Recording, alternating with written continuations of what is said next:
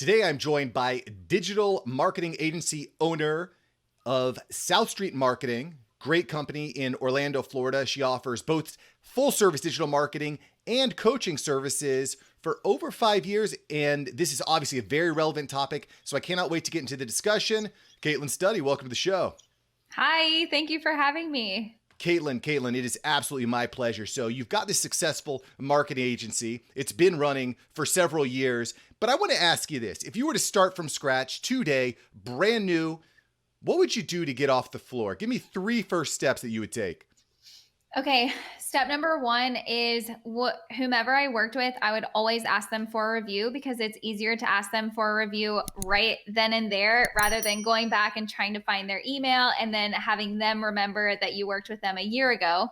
Number 2 would be start collecting emails now, because even if you're not ready to send out an email marketing list or an email marketing blast to those people on your list, it doesn't matter. It's so horrible when you have to go back and fight through spreadsheets and all of these piles of emails to start collecting them.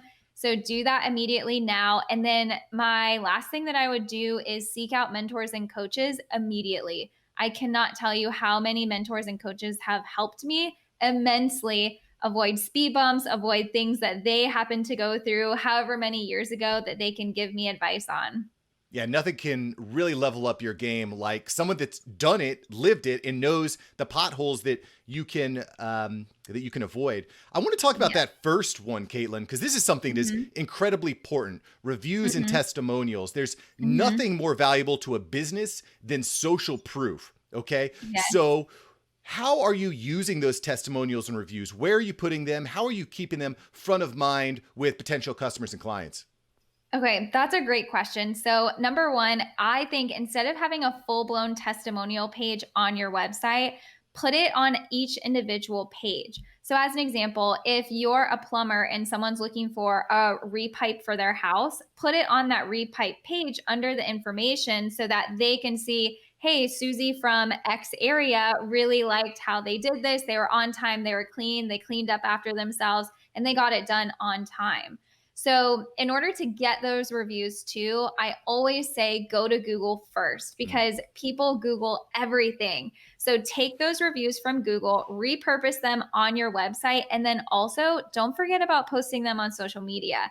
So, for us, we repurpose those on social media too. And I call it a sweet win on my LinkedIn page. So, I'll say, oh my gosh, we just got a sweet win for us. We hit 85 5-star reviews on Google. And people are really impressed by that. They're really impressed by how many reviews you have. But not only that, the people that don't know you are really impressed too. And that makes their buying decision that much easier because they can see everyone else who's worked with you, who's loved working with you, and their experience too before even reaching out. Yeah, I love that tip. Don't just put all of your testimonials in one place. Spread them out everywhere because that Yes. social proof is just, it's so powerful. I think psychologically as humans, we're drawn to what other humans are doing. So Yeah. if you can show that positive feedback, it's absolutely crucial. I know that both with my insurance agency and with this podcast, sharing reviews everywhere has been really powerful for you. It creates that curiosity. People just, they want to learn, they want to know more. I'm curious also, just to kind of go a little bit deeper on these testimonials and reviews. Have you worked at all at getting video reviews from clients saying, hey, can you take a 15-second video about your experience? Is that something you've thought about? I have thought about it, but honestly, it's so hard just to get people to type out a review. I'm like, okay, I'm not sure if I'm ready to level up to that. But anyone who has done that, we have some clients that have it on their website and it's amazing. And now, I mean, your video is on your phone, it's in your back pocket, so it's not as hard. But so many people are a little adverse to being on camera that I see that that's an additional obstacle that they have to get through in writing the review. So I just want to try to make it as easy as possible. But sometimes if I do go to a client, that gives me the opportunity in person to say, hey, would you mind if I recorded you real quick? And you have to give them a little pep talk and say, don't worry, I'll make you look great. Everything will come out fine. But I think if you can get those, that's like the next level in your review marketing strategy. Yeah, 100%. I've actually started executing on this a little bit more. I've been working with Pat Flynn on this, and one of the things that I found to be somewhat effective in increasing your percentage your close rate, if you would, on those video testimonials, is sending them a video personally. If you send them a quick video DM, guys, girls, that's a great way to just kind of set the stage, and it's increased my close ratio on those video reviews. Okay, cool. So I want to talk a little bit more practically about what people can do to drive eyeballs. We're in the middle of COVID. Everyone is trying to scramble to figure out how to show up online. And that's what South Street Marketing does so well. So Kaitlyn, when you're working with a new client, what are the top 3 things you tell them? We got to get you here, here, and there. What are you telling people? Yeah. So number one is search engine optimization. We specialize in helping service-based companies reach a local clientele. So I'm going back to that plumbing example. If you're a plumber or, anyone else in the local area and you're trying to get those people to your page, starting to write blogs and content based around keywords and phrases that people are typing in on Google is going to be key. And people ask me, they're like, well, are blogs still relevant? The answer is yes, but there's 2 pieces to that blogging pie. The first piece is to write for the consumer and to educate them so that you position yourself as the industry leader that you are. And the second piece is to do research to figure out what those people are typing in. So if you're just writing blogs, that's amazing. And if that's your goal and you want to educate people, check that off of your list. But if you want to come up for search engine optimization, then you have to research and see what people are typing in, because if you think they're typing in replumb Orlando and they're really typing in repipe my house, you're on two different planets when it comes to that, and you're not coming up for what people are searching for. So that's tip. So I want to dig into that a little bit, because this is absolute gold. How are you going about and helping clients to find what they should be putting in their blogs? Are you using a keyword research tool? Are you going to Amazon? How can we find those keywords and questions? Yeah. Okay. So some programs that I absolutely love. Number one, Google AdWords. You can use their keywords tool. Even if you don't have a Google AdWords account that you're running right now, you can still use that for free. Number 2 is the Keywords Everywhere plugin. It's free for Chrome. They do have a paid option. But the other thing that I really love that I feel like it's overlooked so much is if you type something on Google and then you go to the bottom, Google shows you relevant options. And it's like, bing, bing, hello, light bulb moment. Why haven't I been using this all of my life? So that's another free, easy way to find relevant options of what you just typed in. Yeah, absolutely. I mean, just let the programs do the heavy lifting for you, because Yeah. those suggestions are what people just like you and your customers are typing into Google. Listen, Kaitlyn Study here has given you all the tips, tools, and tactics, so you definitely want to check her out at southstreetmarketing.com. Okay, cool. So you're working with a new client. Number one thing you're doing is get shown on Google, get seen on Google. What are you doing with them number 2? What are we doing number 2?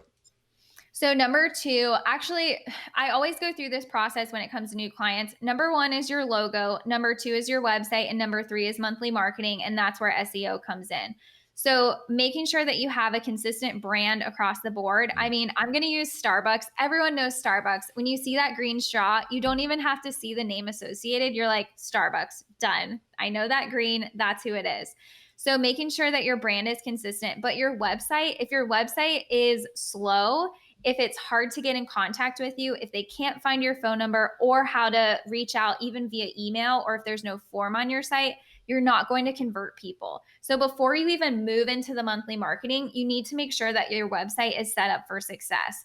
So a couple of things that I found are, number 1, mobile first. So you need to make sure that your mobile site is working and that it's fully functional, meaning there's no overlapping text. I was on a website the other day and I was trying to click to sign up for a downloadable that I was interested in, and the title actually overlapped the button, so I wasn't able to fill out the form. And I almost thought about emailing them and just saying, I was really interested in this, but I couldn't click the button, and I filled everything out. So needless to say, I didn't convert. And that is one of the things that is key, making sure that you test your website every once in a while too. Also, adding forms on your internal services pages on the right-hand sidebar is really key, because at the end of the day, everyone is so busy and people have the attention span of less than a goldfish. Fun fact, less than a goldfish. So if you make it super hard for them to convert, then they're on to the next person, which could be your competitor. Yeah, yeah, you absolutely have to be reviewing your site personally, and I think another good idea is to reach out to people that you know and trust and say, hey, can you dig up any dirt? What do you not like? And finding Yeah. constructive criticism is really hard, and I think that's probably a big advantage to having a marketing agency like South Street Marketing because, hey, you've got separate sets of eyeballs. You have a nice staff over there who can just kind of look at everything, make sure that everything is in harmony. So the first thing you mentioned there, Kaitlyn, was logo. Logo. Like, Yeah. what are your thoughts on logo? Because I agree that logo and that branding, having there be harmony is Mhm. really important. What's something common that you look for in a great logo? What's something you really like to see? I really like to see something different that represents the brand. So if you have sometimes it's hard if there's, let's just say, like a wave logo but you're an insurance company, people might not Yeah. really attribute the two together. But if you explain it with the words of the company, like, the Wave Insurance Company or Ocean Insurance Company, whatever, that really helps. I also think that going along, the logo basically sets the stage for everything else that you do in marketing. So if your logo is green and blue, don't get red pens, purple shirts. Everything needs to be consistent across the board. And when we design websites for people, we use the colors of the logo as the inspiration to build that website design. So everything I feel should be consistent. Whatever logo you decide, I feel like you should love it and want to keep it forever. And it shouldn't be necessarily trendy. It should be like Tiffany and Co. It should be everlasting and evergreen so that people can see it and recognize it over and over. Yeah, that's really smart. And a very common mistake I think you see with beginner logos is a wave for insurance agency. There's a disconnect. You got to find ways to connect the dots psychologically in the back of people's brains. So one of the things that I think is interesting, Kaitlyn, is again, you own a digital marketing agency, right? You're marketing, the keyword marketing, meaning Yes. advertisements and sales and whatnot. We haven't even talked about ad spend yet. We talked about infrastructure. Mhm. We're already 12 minutes into this interview, right? Which I think is pretty fascinating. Okay. So the key here, get all your infrastructure in place. Make sure that when you start getting the traffic, you look legit. You've got the logo, you've got the Mhm. forms, the Mhm. website looks tight. Okay. So let's assume that we've gotten through that part. And again, we just kind of touched on the tip of that iceberg. Where are you finding traction? Because at the end of the day, your primary goal is to get phone people on the phone, get Yeah. leads for the Mhm. client. So Mhm. what are some ways that you've been executing on that here during the middle of 2020? So, making sure that you come up for relevant keywords, like I Yeah. mentioned before, is really key. Those reviews online are really key. But also, one thing that I see a lot with social media is all businesses think that they need to be on all different accounts. And it's gotten better over the years as Facebook and Instagram and everyone's kind of evolved to have their audience. But I think that businesses, like, I'll go back to that plumbing example because I guess plumbing's at the top of my mind today. The plumbing example, I don't necessarily think a plumbing company needs to be on Twitter. And I see this so often. And even when we're taking over a website or doing their SEO, we're testing for links that aren't working. And sometimes those pop up with social media. Like Twitter is a big one that not a lot of companies use, but a lot of companies have. And it just depends on your industry. So I bought these hair ties the other day and I love them. They're my favorite hair ties. And I was looking at their social media sites and they don't have a Facebook page. They Wow. don't have a Facebook page. They only have Instagram. But you need to have a Facebook page in order to have Instagram, but they don't advertise their Facebook page. They only advertise their Instagram. And I was thinking, that is so smart because they know their audience and they know where their audience is. And you don't necessarily have to be on everything, you just have to be on the right platforms. Yeah, I think that's important. The flip side of that, the other side is there's a little bit of danger in doing that. So let's say, for example, you're Mhm. all in on TikTok right now, but then the Yeah. government comes in and just says, we're banning it, which I don't necessarily think Mhm. is going to happen. But Mhm. we've seen this time and time again that social media platforms in particular, it's rented land. So do you think that Yeah. there's any danger in going all in on one platform while, because taking the Instagram, Facebook example, it's pretty easy to integrate them together so that everything you put Mhm. on Instagram automatically goes over to your Facebook page, right? I Mhm. mean, do you think there's any danger with failing to incorporate other platforms? It really depends, but absolutely. But here's the difference too. If you have an Instagram page, but you're not converting people over to your website, then that's where the danger comes in, because if Mm, Instagram shuts down your page for whatever reason, you've lost everyone.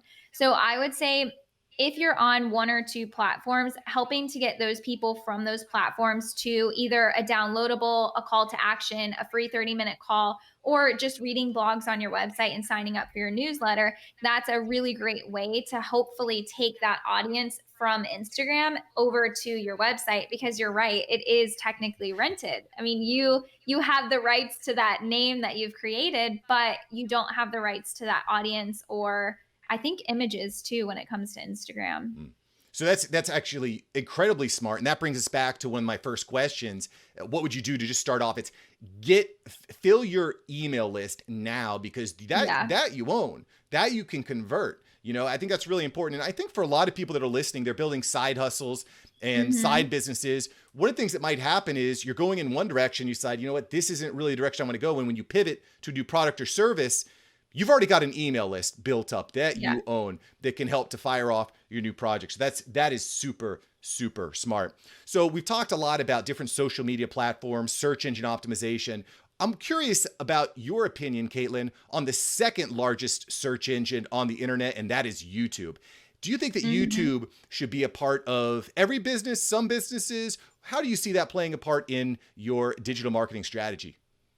So I'll tell you, with service-based companies, it's a little bit harder. Instagram is definitely a challenge for service-based companies because they don't have that product or that really great imagery that necessarily comes along with it. But we just onboarded a new client and they do cleaning, and it's tile cleaning and carpet cleaning. So not your housekeeping, but more so in depth and occasional cleaning. And he created a YouTube channel, and it is just doing so well. And what he does is he was just great. He was like, I want to find the dirtiest, nastiest house so that I can show people before and after. And I just thought that was so smart. But it's things like that and people who think outside of the box that I think people are attracted to. Because I on Reddit I follow this thread, and it's like oddly satisfying. And you see the pressure washers where they're like holding it to the left and then holding it to the right, and you're just like, oh, why do I love this? But it's kind of the same idea. So finding something that entices people, but also doing it differently. Yeah, those before and after videos, those thumbnails convert super well too. You say before, after, super simple, but super effective. To your point, Yeah. the other reason, and the other I think reason that I'm a huge proponent personally of YouTube is it's a way to answer frequently asked questions in a more personable way, right? If you Hmm. know you're getting the same questions over and over and over, you say, hey, here's a YouTube video, you can check it out here. You can even embed it on your website, right? Yeah. Without Yeah. too, I've seen you actually execute on that as well. You're kind of your Hmm. about me, which is a really powerful way to connect. I'm curious, and do you feel or do you think that having those videos improves your search engine and your accessibility on Google as well, or is it mainly the blogging? What are your thoughts on video to improve visibility on Google search? Well, I think that video brings another element to it. So, I wanted to do a video and put it on our website, especially on the contact us page, because I wanted people to know why I created the company and that they're not just going to be another company with us, they're going to be a partner. Yeah. And so I wanted to put that on there. So for me, my strategy wasn't necessarily to come up in search because of the video, but it was mostly to help people understand that I'm a real person. I created this out of passion and I want to help them. So with that, I think that helps people connect with you on a more personal level because they can see you and understand you and meet you kind of. But then we also have a toolbox page on our website where we do take a deep dive into those frequently asked questions that you just mentioned. And we dive into, hey, how do you do this? How do you do that? And it's kind of also all for resources.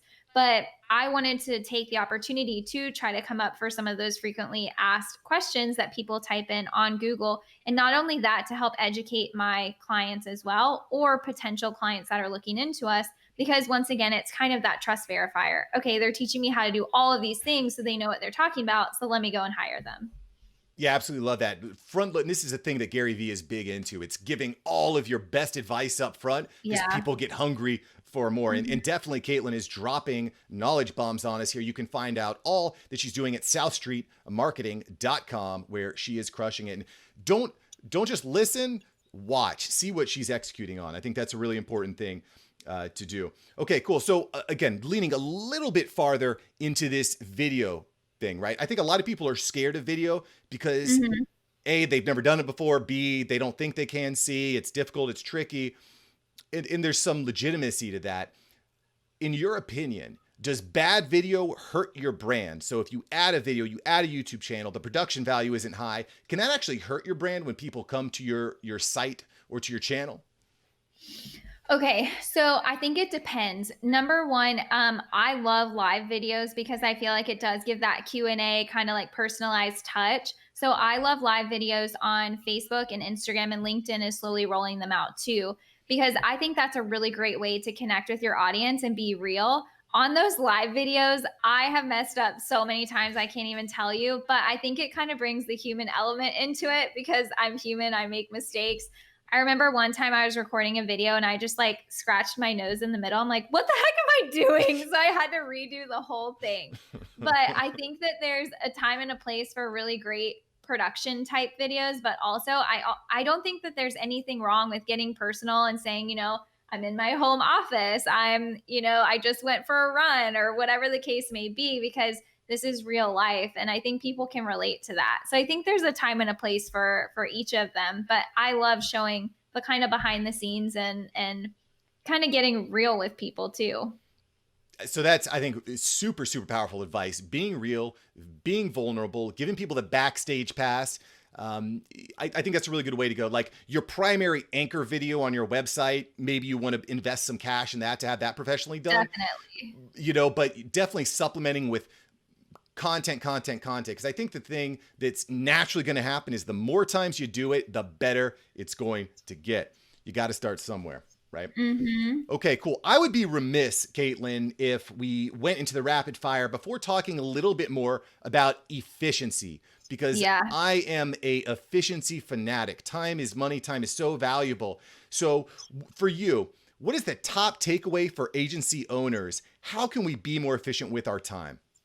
Okay, top takeaway is absolutely Zapier, the program, hands down. If anyone listening doesn't know about this program, you can try it out and you'll absolutely fall in love with it. The way I describe it is it's a connector app. So as an example, if you're using FreshBooks for your invoicing, which I do, and then also MailChimp, which we also use, it will, if you onboard a new client and put them in FreshBooks, it will automatically add them to MailChimp if you set up that connection. So I kid you not, and I wish that I would be like a spokesperson for them because I would tell everyone about Zapier. But I think that it saves me around 15 hours a week. And I'm not even kidding you. So I'll put a trigger is what it's called. So I'll put client meeting, and that word client in my calendar is a trigger to remind me to create the meeting agenda, to send a follow-up after the meeting, to make sure that it's good one day before, and then I'm good to go. So every time I have a full onboarding process for a new client, and about 40 things are automatically done for me. So they'll add it to my project management software. They'll add it to our time tracking software. They'll add a new folder in my drive. They'll create templates for the kickoff meeting.